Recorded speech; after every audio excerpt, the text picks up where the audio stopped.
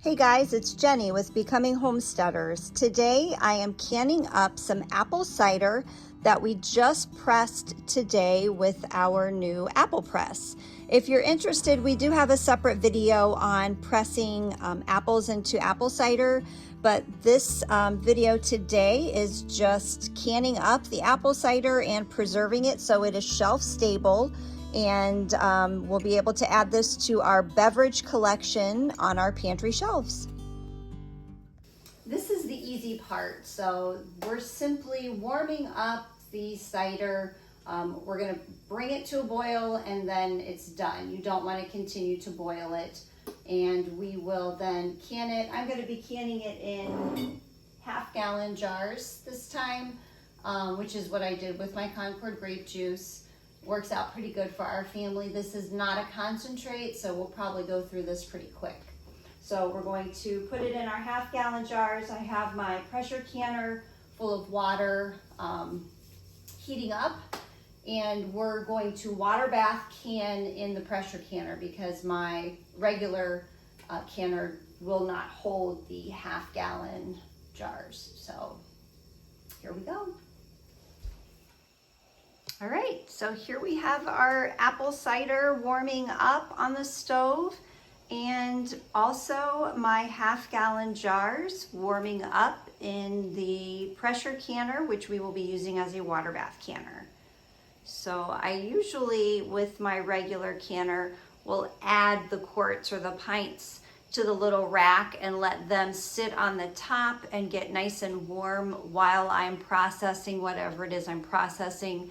But with these giant jars, I usually just put them right in the water, let them heat up with the water. That way they're nice and hot and ready for the hot cider.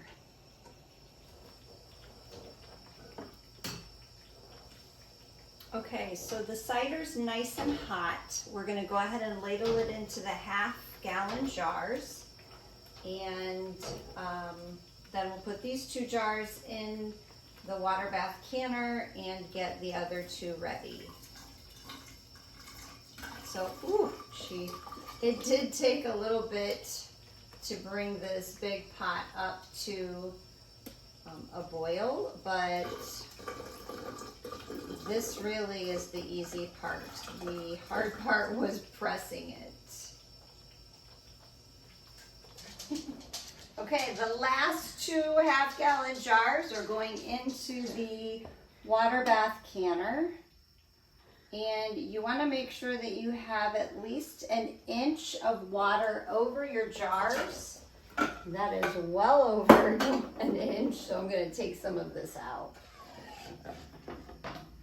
Just so we don't have a snafu when I put this last jar in. All right. I'm going to set that there just in case we need it.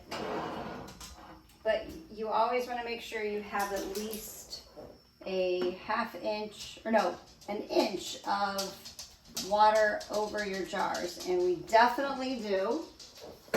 So that's a good thing. I'm going to take some of that out actually. And then we're going to bring these up to a rolling boil. I might use my ladle for that.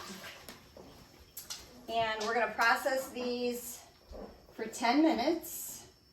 And I am simply going off of the Ball's canning book. They recommend for their apple juice, processing the apple juice for 10 minutes. So that's what we're going to do here. Okay, I think that looks pretty good. So 10 minutes covered, rolling boil, and then we should be good.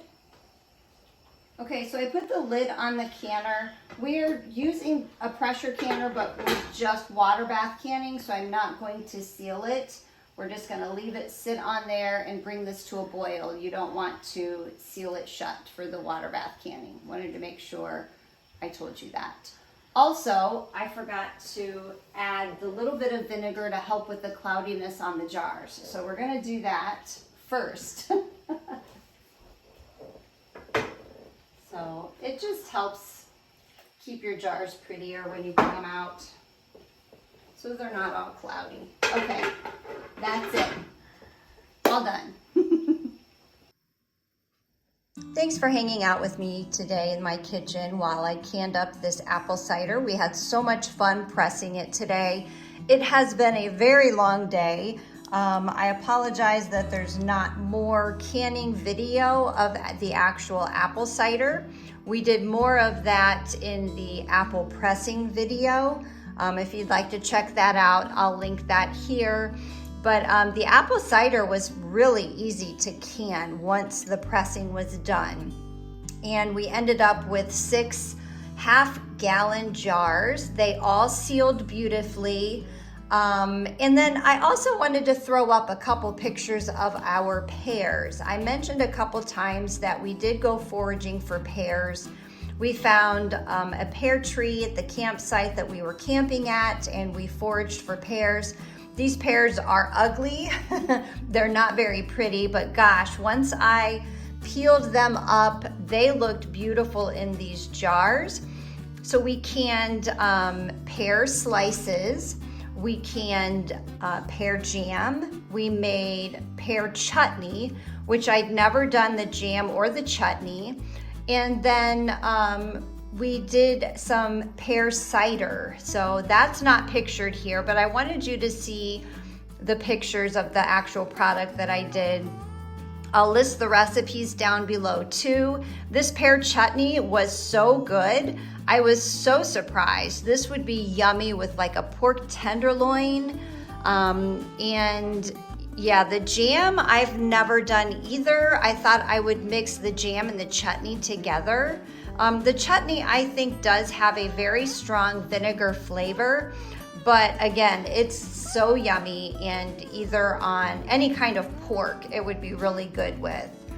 And then here at the end you see all of our products that we ended up doing with these beautiful apples that we picked. So I hope you're enjoying our videos. Stay tuned for some more apple videos, and we'll see you in the next video.